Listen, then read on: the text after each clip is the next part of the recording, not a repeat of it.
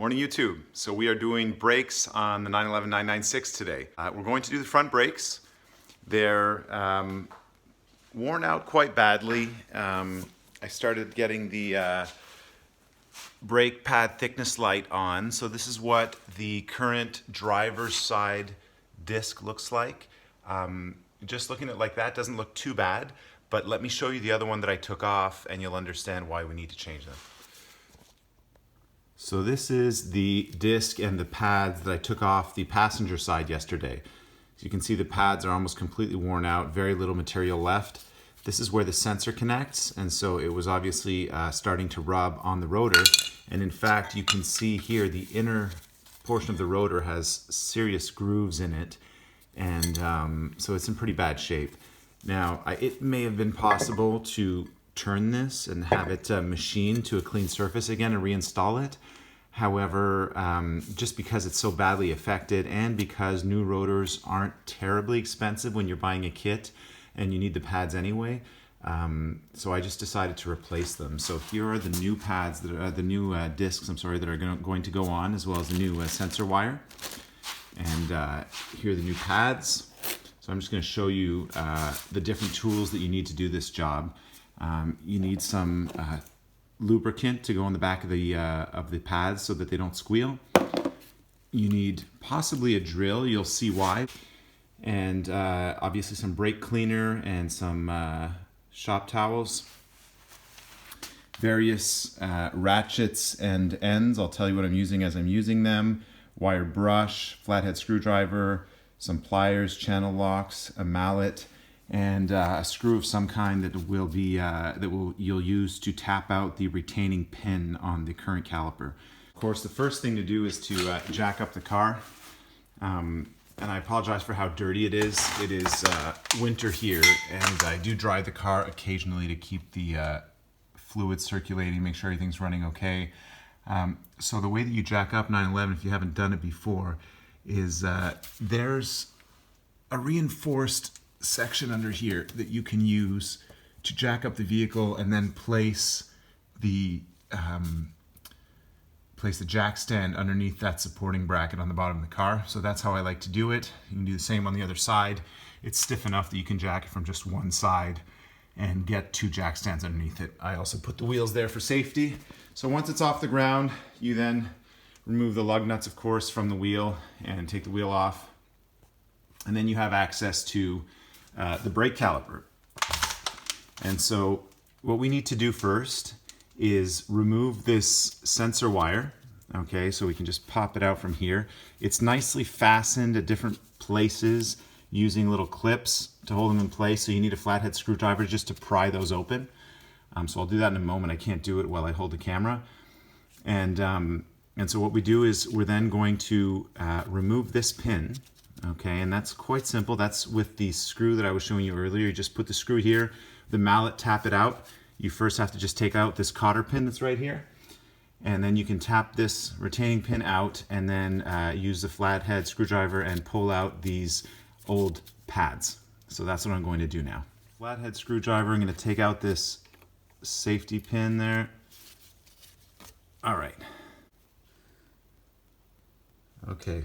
So using this screw, I was able to push out that pin that you can see there. I've got it that far. A few more hits and we'll get it all the way. And once that is out, you're able to remove this retaining clip that the wire is still attached to, and you can just pull this wire out of the existing pad. Now, it doesn't really matter if I'm rough with it or if I break it because I'm replacing it anyhow. So there you go. So that is the sensor from the other brake pad. And so now both brake pads are essentially loose, so I can take this one out, just pry it off. See, it's going to come out. Try not to damage anything while I take it out. Try not to damage the calipers. Prying off the other pad. There. Here it is. So that's how much material is left. All right, so it's not horrible. It's in pretty good shape. Car was still braking okay, some ridges in it, but overall it would have been okay for a little bit longer, although it's pretty much time to change them now. The inner pads do seem to be worse than the outer pads with more grooving, and I'm sure that the disc is the same way. probably more grooves on the inside. We'll see when we take it off in just a couple moments. So now that we have the pads out, the caliper will be easier to remove. And what we're going to do is we'll get a little piece of steel wire and we'll attach it to the trailing arm here, or whatever you call this, the suspension arm, and so that it's not hanging off of the brake cables. So the next step here is actually to loosen the bracket that is holding this caliper on. So this bracket here, so that's holding the wheel speed sensor for the ABS, as well as the brake pad wear indicator. Those two wires just there. You only see one thick one, but underneath it there is the brake sensor wire on the bottom side. I'm not sure if you can see it there. I apologize for the poor lighting. This is kind of tight. So anyhow, I'm going to disconnect this. There are two 10 millimeter, one's a bolt and one is just a nut. So I'm going to take those off. So we've moved a little further along. Let me show you where we're at. So this is how you remove the brake sensor wire. This little tab pulls out, just push it open like that. The bottom one here is the brake sensor, the brake pad sensor.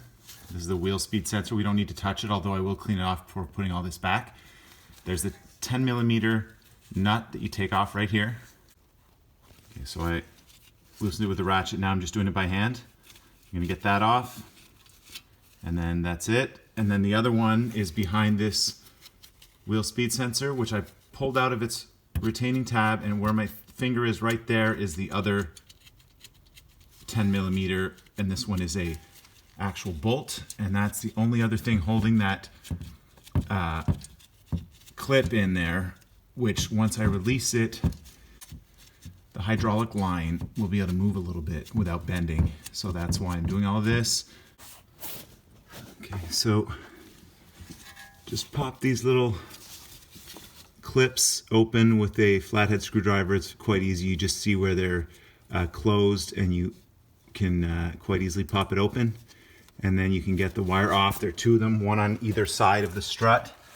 And so here's the other one on this side, just down there. So now that wire is completely loose, and we're ready for the replacement. Now the next step, just before we can take off the caliper, is the caliper retaining screws. They're a 10 millimeter hex. They're just back here. There's one there, and there's one beneath it on the other side down here. So I'm going to loosen those, and then with the baling wire, I'm going to put the caliper up. And also, while I'm doing that, I'm going to open the front trunk and the brake fluid reservoir, so that when I push the pads back in, or the pistons back in, the fluid has somewhere to go. And I'm going to remove some fluid because the thickness of the pads will be such that there will now be too much fluid. So those are next steps. I'll show you what that looks like. This is what it's like once the caliper is removed. So the two retaining bolts for the caliper are on quite tight. You need a bit of force to get those. And back here we have the bracket that was retaining the sensor wires, so that you just wiggle it off. As you can see, it's open on one side, so you can push it towards the back of the car and it'll come off a little bit more easily. And so I've just suspended it here with some baling wire, and that gives us room to now work on the disc itself and take it off. So the way to do that is just to take these screws out. However, if my experience on the other side is any indication, they're going to strip almost immediately. So as expected, those screws just stripped immediately, as you can see. So what I'm doing is I'm going to just drill them out a little bit. It doesn't take a lot. I'll do that on both sides, and then I'll show you. What I'm doing is turning this Phillips head screw into an Allen head screw. So I drilled it out, and then I use my mallet and I slam this Allen head right into there. And then I managed to get it out. That's how I got the bottom one out. So I'm going to do that now. I have to do it off camera because I can't hold the camera while I do it. But just give it a few good whacks with the mallet. It bends that soft metal, and then it comes right out. With those two screws removed, the disc should be loose enough to come off. It's going to need a few whacks with the mallet, and it should just pop right off after that. So just loosen it up here. Apologize for the shakiness. There we go. Okay. Next to the